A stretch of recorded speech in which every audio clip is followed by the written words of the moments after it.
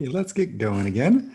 Now, another very important consideration to keep in mind when you're thinking about rendering a scene is the lighting and the sun that's coming into the scene. So after you have the material set up pretty much the way you'd like for the rendering to be accurate, what you want to start thinking about is just how the sun and the lighting is going to affect that scene. So let's go ahead and kind of create a couple of views that'll let us sort of play with that just a little bit.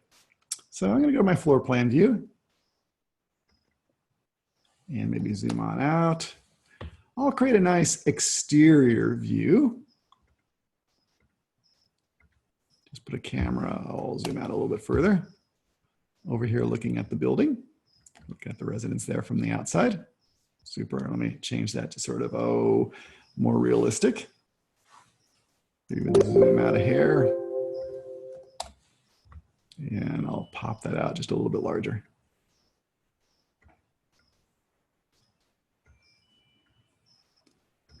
Okay, super. Let's also create one from the inside too. I should rename that nicely.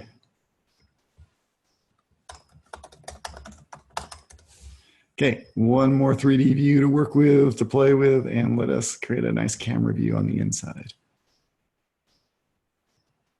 We'll do it from right about here. I want to actually sort of focus a little bit more towards the windows so you can sort of see the windows. Let me zoom out of here. Again, I'm going to extend that crop region just a little bit. I don't want to go too far because if I go too far, it'll be a little bit too fisheye, and I don't want that. So we're coming in there, maybe a little taller. Okay, beautiful. I'll set that one to realistic too. Okay, now so far you're not seeing a whole lot of effect of sun and lighting, so let's go ahead and talk about how you turn that on and make that available. Okay, let's do the exterior first. The exterior is a little bit easier. Name that interior.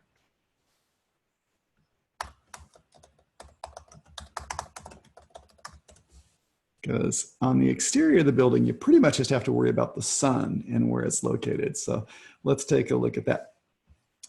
Okay. The sun settings are available down here at the bottom. You can choose sun settings. Let's go ahead and take a look at the sun settings.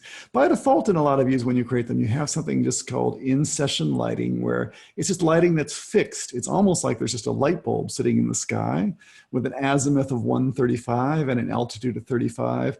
That's kind of, if you think of the azimuth as being measured from the 12 o'clock position, that's kind of around, the 2 o'clock position, or excuse me, the 4 o'clock position, something like that, kind of over your right-hand shoulder. Kind of up in the sky, but that's not accurate to the location. That's not accurate to the time of day, the time of year. So when it comes time to do renderings, you probably want to switch to a more accurate setting. And what we'll do is we'll switch to still. Okay, we can switch to a specific location, and this house is down in Pacific Palisades, down near Los Angeles. You can sort of set a specific time of year and a time of day. And let's just kind of take a look at what the effect is of having the sun maybe at 10 in the morning.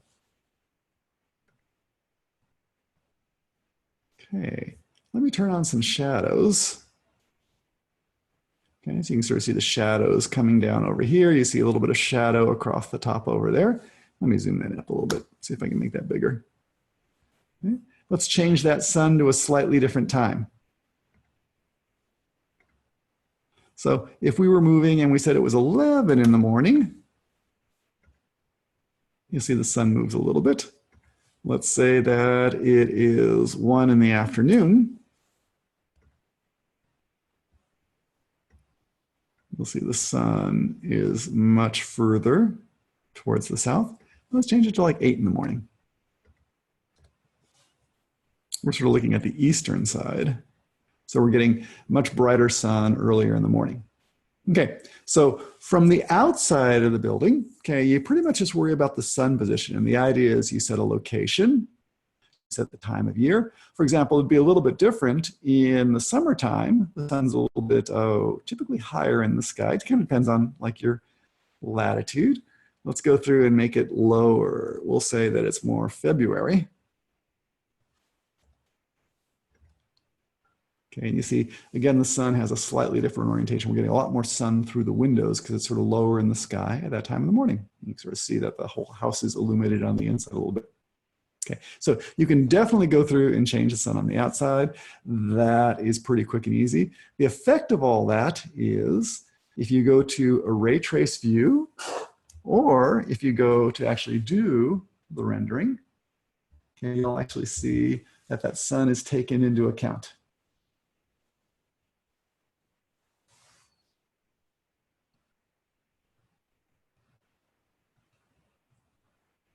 We're getting accurate shadows in there. Now, it turns out that exterior views are very easy to handle the lighting for because the sun is just, such a bright object. You don't have to worry about it very much. It sort of takes care of most of the lighting, and you're actually in pretty good shape most of the time just using that sun lighting. When we think about doing the inside of the space, though, it gets to be a lot more kind of subtle and important to make sure that it's set up right because you have some different options. So, for example, if I go to that interior of the living room, okay, here we are. It has its own sun settings. Sun settings are actually independent. So the sun settings in one view don't necessarily apply to another view. I'm just kind of zooming that up so we get a little bit more. I want you to really see the effect of the sun coming through those windows. So again, let's turn on the shadows. Okay, you see some shadows coming on in there. That's not too awfully bad. Let's see how they're actually set.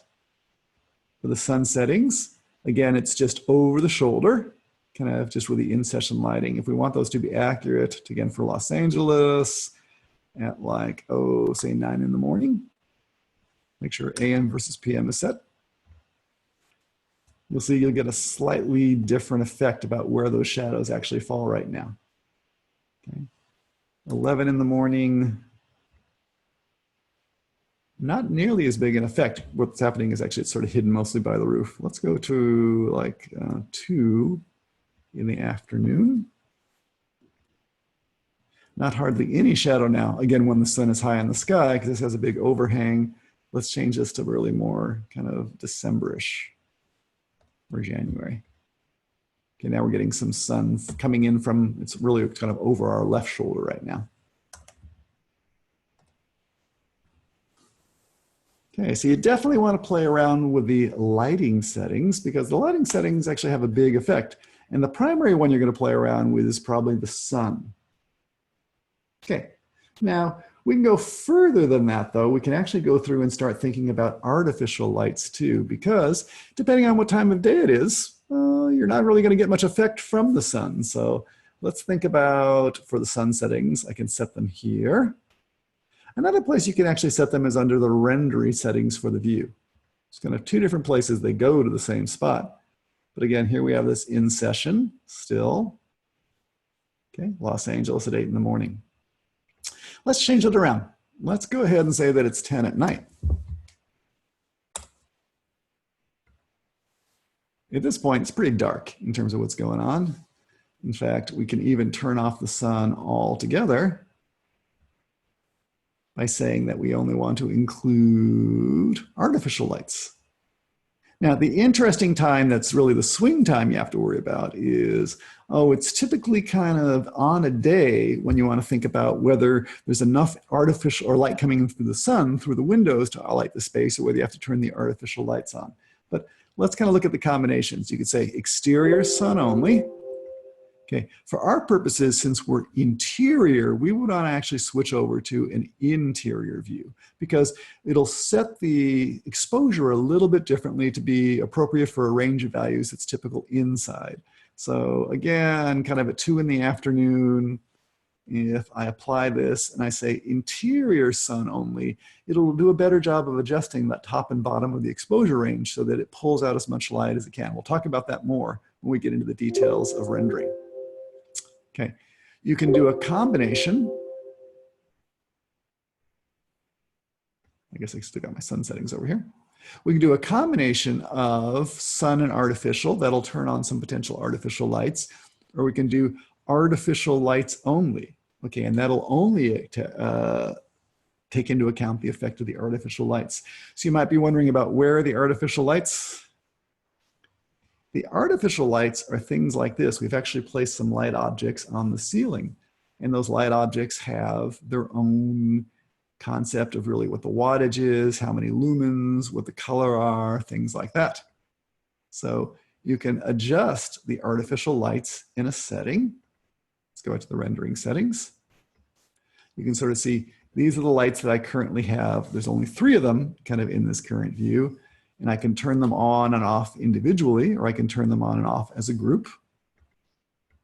You can also adjust the dimming. 1 would be 100% brightness. Okay, 0.5 would be 50% brightness. 0 would be kind of completely off. So let's just leave them all on right now. Okay, so we got just the artificial lights. That's looking pretty good. We have them turned on. Okay, let's take a look at this time. Well, in the realistic view, it's still sort of considering a little bit of that sunlight that's coming in there. Let me switch this over to the ray trace view.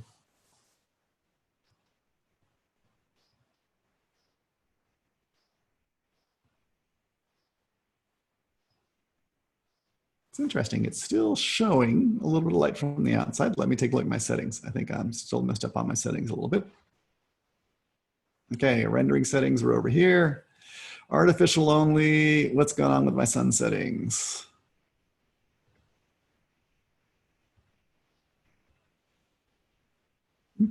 Why aren't you? Is it because you're doing that? Let's try this. Because it won't even let me change those. Okay, let me switch it to a time that's a little more accurate. Let's say it's like 11 at night. Try that.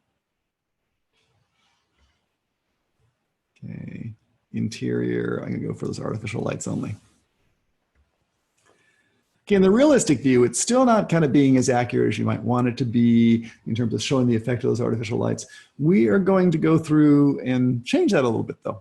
Yeah, what we're going to learn next is how we actually do these renderings in Revit. Let me just kind of give you a preview of what that looks like so you can sort of see the effect. I'll open the render dialog. I'll say render, again, artificial only on the inside. That'll be fine. Let me just do, kind of a quickie, a draft view. Again, we'll learn how these settings work in just a second. Okay, you can start to see now the effect of those artificial lights. Okay, so we're not seeing any sunlight, we're just seeing those artificial lights. Let's let that finish out. Now you may be saying to yourself, hey, this is looking awfully dark. There's just those little lights in the corner. Okay, but don't panic about that just yet. We're gonna learn as we keep on going. I'm just gonna stop that because that's enough for what we need right now. We're going to learn about adjusting the exposure if there's only light in that corner, similar to the way your eyes will adapt to the amount of light available in the scene. You can change the rendering so it does too. So if I want to brighten things up a little, I can just change how we're thinking about that light. Okay, and I can make that corner look a lot brighter. You see it's actually sort of spilling out a little bit and kind of taking care of the chair out here. But I definitely need to add some more lighting to the scene to go ahead and make a nice interior rendering, and we're going to learn how to do that next. So just be sure to always set your location and your sun properly. Okay, again, much better than using that just kind of still light, which is hanging out just over your shoulder. If you can use the sun, you'll get those accurate renderings. And then be aware of whether you're inside or outside. And then if you are inside in particular, be thinking about this whole issue of whether you want to consider artificial lights or depend solely on them, or whether you're going to consider the effect of the sun coming through the windows too. Because you get all sorts of interesting effects depending on how you balance that lighting, and we're going to learn about that next. But for now, try just setting that sun to different locations and see how that affects the shadows and how much sunlight is coming through those windows.